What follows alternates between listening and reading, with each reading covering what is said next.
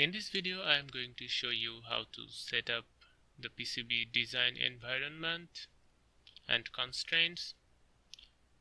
In PCB designing, two important things you always need to keep in mind.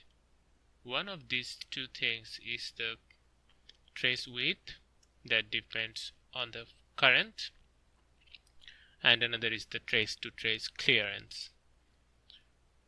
The clearance depends on voltage difference between traces or between pins. You can find the PCB design standards from IPC 2221B, generic standard on printed circuit board design. If you go through this document, you will know a lot of things about PCB design. Right now we don't need to follow all of these standards, but we must follow the trace width and clearance standards. First of all, let's set up our design constraints. Go to Setup, Constraints. You can set up many constraints here, but for now we don't need to set up all of these constraints.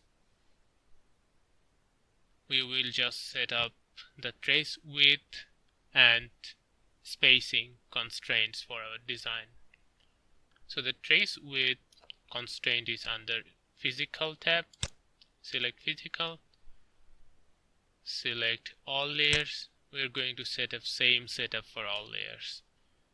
Change this minimum line width to 20 mils.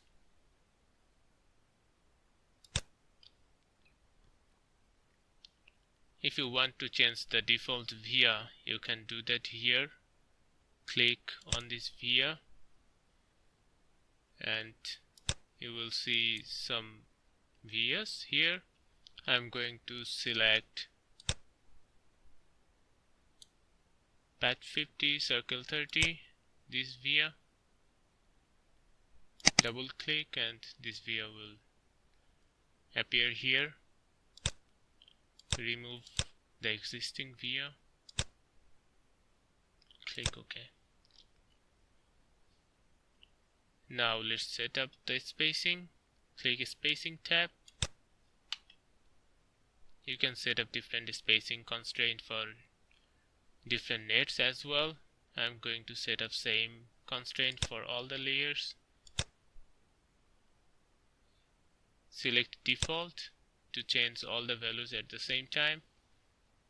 I'm going to set up 20 mils. Press Enter. All the default spacing from line has been changed to 20 mils. If you want to turn the grids on, you can do that by going to Setup, go to Grids, turn on. You can change the grid spacing from this window. Okay. Now by default, every PCB layout has two layers.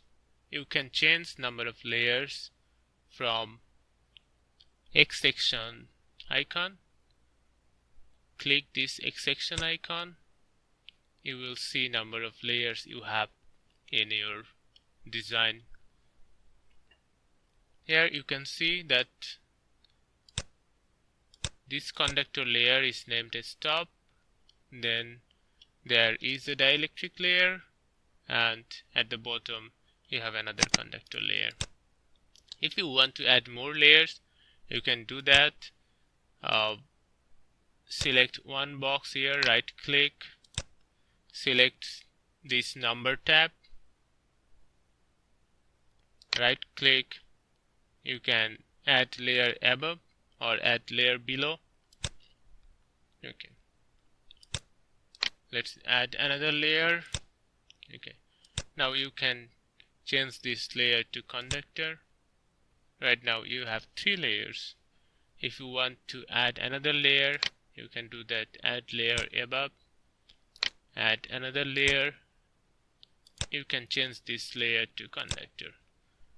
So now we have 4 conductor layers and dielectric layers in between the conductor layers. you must have dielectric layers in between the conductor layers. You can name the conductor layers. I'm going to name this layer 2, and I'm going to rename this layer to layer 3. Press apply or OK. Now if you click visibility tab on the right, you will see that you have 4 layers here. The default color of the top layer is green. The default color of layer 2 and 3 is same, and the default color of bottom layer is yellow. It will be easy to distinguish layer 2 and 3 if you change the color of these layers. We can change the color of any of this layer from this color icon. Click this color icon, select stack up, select conductor, and select a color, whatever color you like. I'm going to select this color, and I want to set up this color for layer 2. So in this column, click on this box. The color has been changed. In the same way, I want to set up this color for my layer 3. Select this checkbox beside layer 3. The color of layer 3 has been changed. Click apply or OK. Now if you go again to the visibility tab, you can see that the colors of all the layers are different right now. For now, our design environment setup is complete. In the next video, I'll show you how to place the components. Thank you.